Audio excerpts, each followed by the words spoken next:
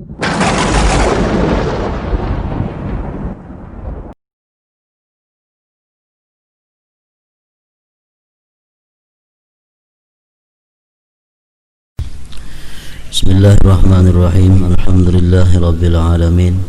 Wassalatu wassalamu ala asyrafil anbiya wal mursalin sayyidina maulana Muhammad wa ala alihi wa sahbihi ajma'in.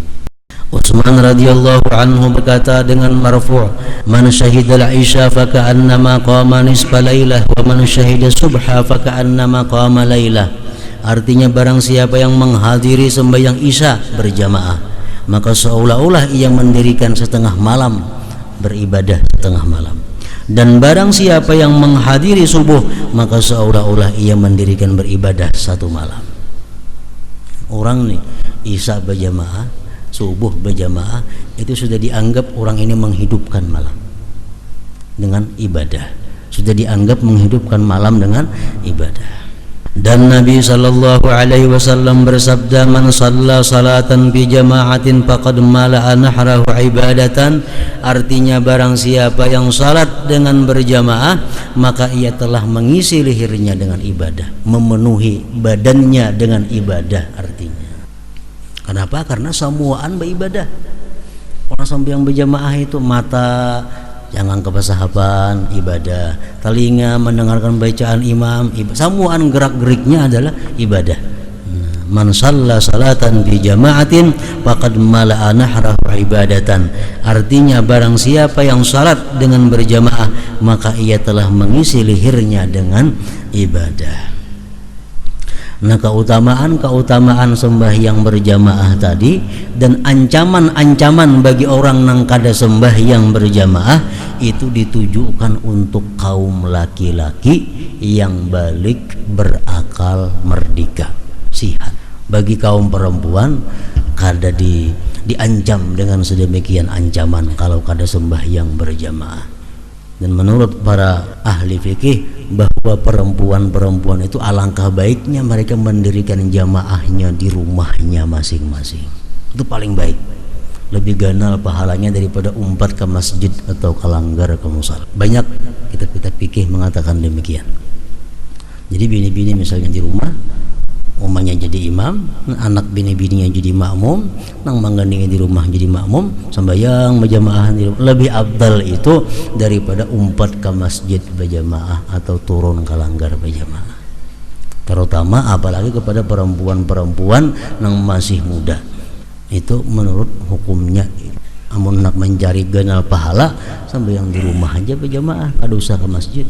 Cukup nang ibunya jadi imam, nang anak-anak biniannya mah ikut di belakang, sudah berjamaah ngarannya. Nabi afdal itu. Sa'id ibn al-Musayyab berkata, tidaklah muazzin itu azan sejak 20 tahun melainkan saya ada dalam masjid.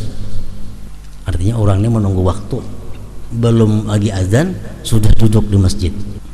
Muhammad bin Wasi' berkata, saya tidak ingin kepada dunia kecuali 3 hal, yaitu saudara. Sesungguhnya jika saya bingkok maka ia meluruskan saya. Aku nak pengen hidup dalam dunia ini masih karena ada 3 hal. 1, kawan yang membimbing aku.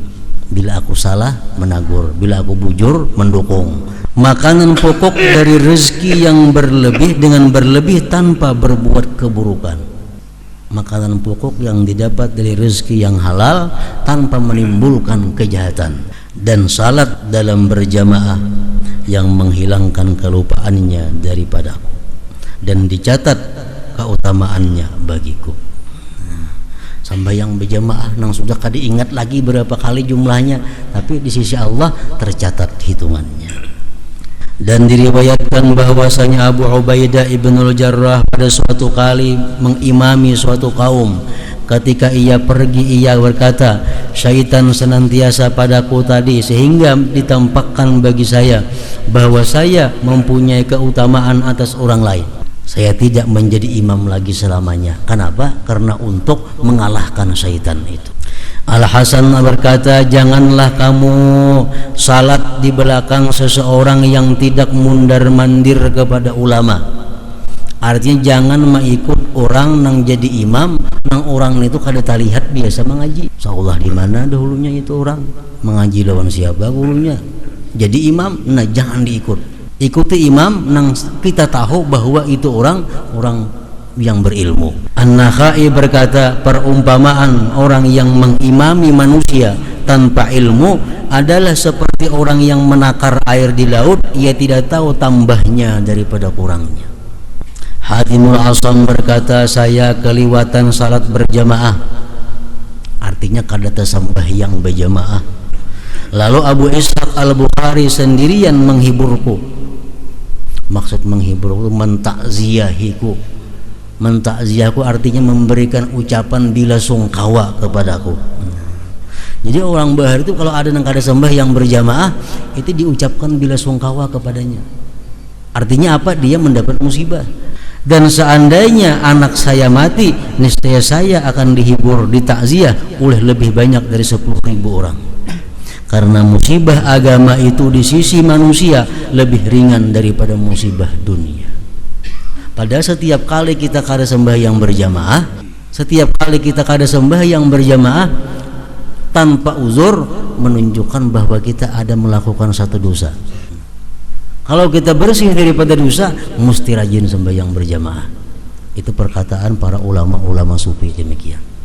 Ibnu Abbas radhiyallahu anhuma berkata, barang siapa mendengar panggilan suara azan dari muazzin lalu ia tidak memperkenankan, maka ia tidak menghendaki kebaikan dan kebaikan tidak menghendakinya. Artinya orang yang mendengar suara azan kada buka-buka hati hendak kelanggar sembahyang mendatangi, berarti orang ini kada hendak kebaikan dan kada dikehendaki Allah orang baik. Kebaikan ini kada hendak, Allah kada menghendakinya menjadi orang yang baik.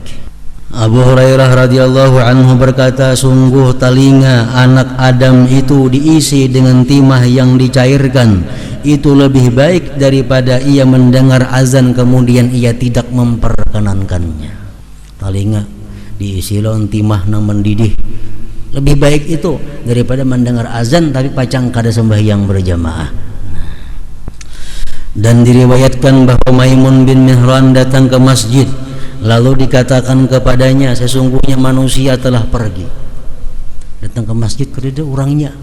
Lalu ia berkata, innalillahi wa inna ilaihi raji'un. Sungguh keutamaan salat ini lebih saya sukai daripada wilayah Irak. Dan Nabi sallallahu alaihi wasallam bersabda, man shalla 40 yawman fi jama'atin la tafutuhu biha takbiratul ihram kataballahu lahu bara'ataini, bara'atan minan nifaq wa bara'atan minan nar. Artinya barang siapa yang salat 40 hari dengan berjamaah yang padanya tidak ketinggalan takbiratul ihram imam, maka Allah mencatat baginya 2 keterlepasan, yaitu keterlepasan daripada munafik dan keterlepasan daripada neraka.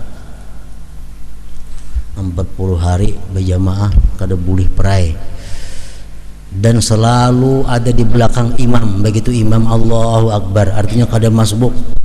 Nah, kawa 40 hari demikian, orang ini dijamin kada akan masuk neraka dan kada akan menjadi munafik. Dan dikatakan bahwasanya pada hari kiamat suatu kaum dikumpulkan di mana wajah mereka seperti bintang yang gemerlap. Lalu malaikat bertanya kepada mereka, apakah amal-amal kalian? Mereka menjawab, kami apabila mendengar azan maka kami berdiri bangkit untuk bersuci, kami tidak disibukkan oleh lainnya. Bila orang bang ampih begawi baudu bersuci untuk mendatangi sembahyang berjamaah. Itu di hari kiamat karena wajah mereka seperti bintang. Kemudian dikumpulkan sekelompok orang yang wajah mereka seperti bulan. Setelah ditanya mereka menjawab, kami berwudu sebelum masuk waktu. Belum masuk waktu sudah ampih begawi, sudah berwudu. Kemudian dikumpulkan sekelompok orang yang wajah mereka seperti matahari. Lalu mereka mengatakan, kami mendengar azan di masjid. Artinya apa? Orang ini sebelum azan sudah berada di masjid. Dan diriwayatkan bahwasanya ulama ulama-ulama yang terdahulu itu takziah, mengucapkan bela sungkawa, artinya turut berduka cita kepada diri mereka sendiri selama 3 hari apabila mereka ketinggalan takbiratul ihram imam, dan mereka takziah, mereka bersedih 7 hari apabila mereka ketinggalan berjamaah.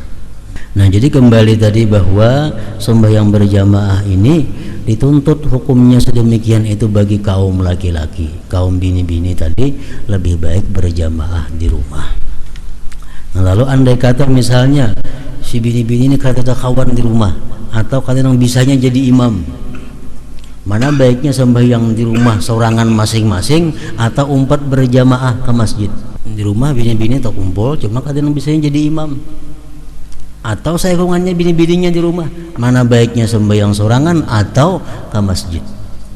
Nah, pendapat para ulama-ulama fuqaha mengatakan demikian perinciannya. Pertama, kalau perempuan itu orangnya ajuz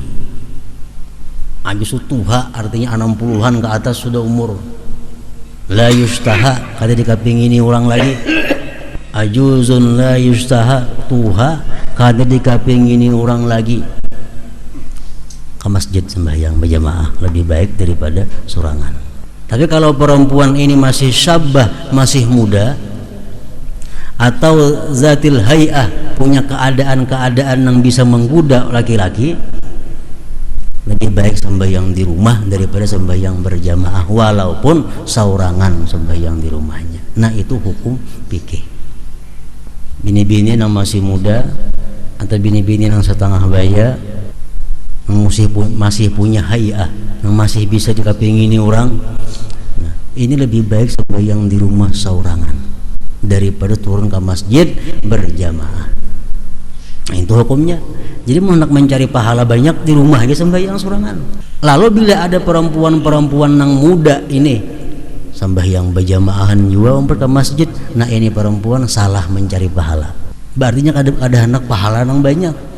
Perempuan yang setengah baya, yang masih dikehendaki orang, masih dikapingini orang, lebih baik sembahyang di rumah walau sorangan.